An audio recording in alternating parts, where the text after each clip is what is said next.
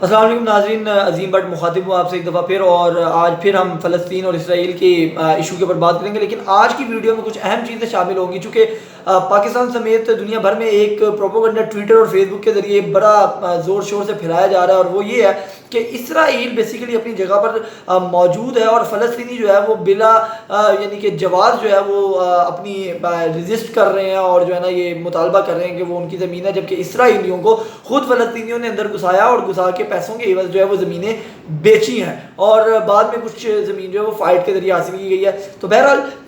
ये स्टांस किस हद तक दुरुस्त है तारीख के हवालों से मैं साबित करूंगा, और तारीख के भी वो हवाले जो कि इंटरनेशनल मीडिया समेत तमाम लोग मानते हैं। लेकिन उसके साथ साथ मैं आपको ये बताऊं कि पाकिस्तान समेत बरे सगीर का जो खित्ता है ना, यहाँ पर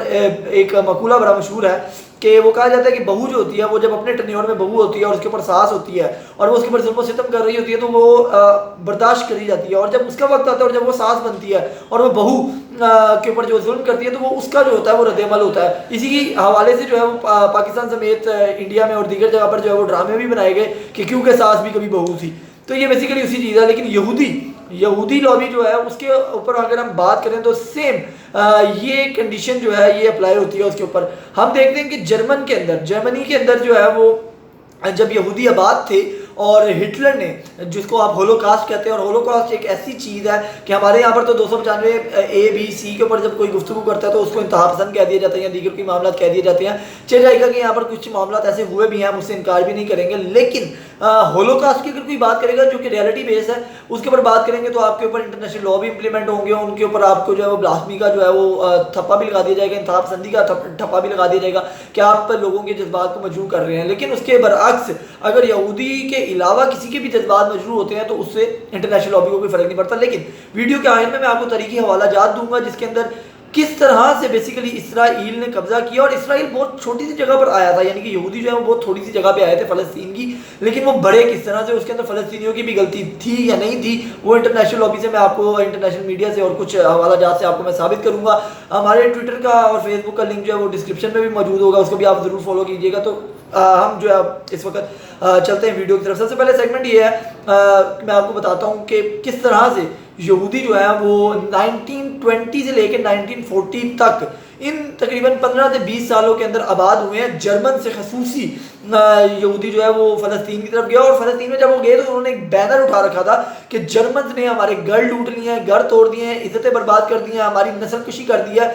आप हमारे जिस तरह हमारे घर जर्मन ने तोड़े हैं, हम फ़लस्तीनियों से रिक्वेस्ट करेंगे कि आप हमारा भरोसा इस तरह से ना तोड़िएगा, और इनको जो है वो वहाँ पे रहने की इजाज़त दी गई। लेकिन उसके साथ साथ खाली यहूदी जर्मन वाले नहीं थे। लेकिन अब हम जर्मन की तरफ चलते हैं कि जर्मन ने इनको क्यों मारा था, हिटलर ने इनको क्यों मारा था, होलोकास्ट का मसला क्या था, उसको मैं बिल्कुल छोटे अल्फाज में, थोड़े अल्फाज में समराइज करूँगा। उसमें इस तरह से था कि जब जर्मन के हालात जो है जर्मनी के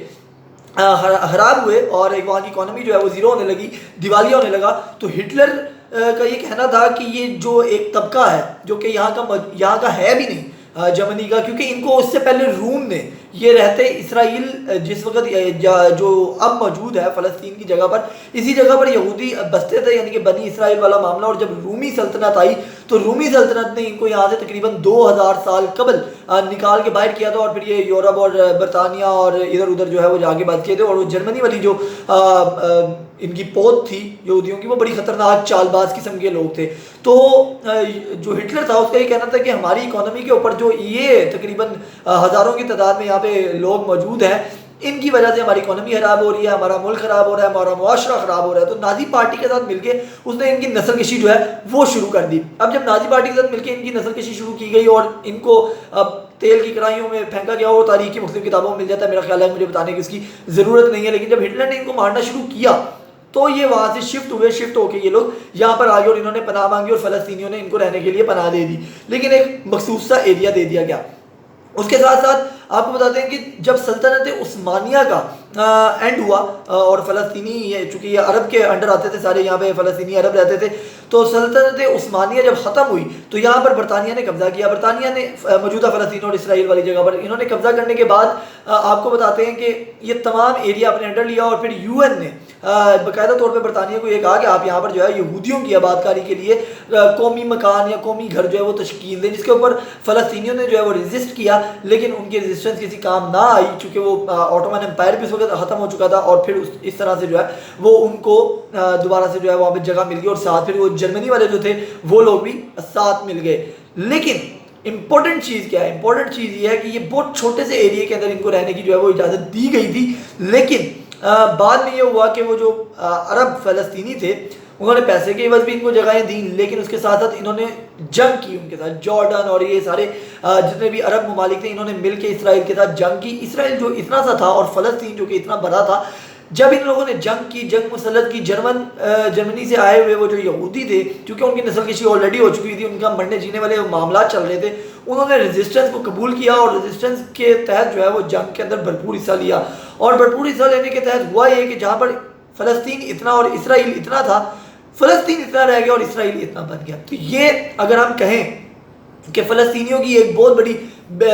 बेवकूफ़ी अगर हम कहें हिस्टोरिकली, या उन्होंने तो बेसिकली अपनी जगह लेने की बात की थी लेकिन उनको जगह ना मिल सकी, और फिर इस तरह से जो है वो इन्होंने कहा कि चूँकि हमारा 2000 साल पहले का मुकाम हमारा यहाँ पे ही है, बनी इसराइल यहाँ से थी, हम यहाँ के लोग हैं, ये हमारा अवाओ इजाज़ुल्लाह। फिर ताबूत सकीना वाला एक बड़ा इंपॉर्टेंट है, क्योंकि इनको ये लगता है कि दज्जाल या दीगर जो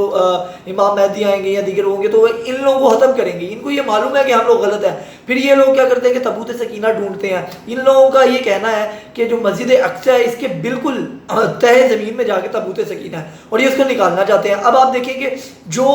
बैतुल मुक़द्दस वाला एरिया है वो मुतनाज़ा एरिया बना दिया गया है। इसराइल क्लेम करता है कि वो उसका जो है वो है सिफारत खाना है, जबकि आपको बताएं कि मगरिब की तरफ है जो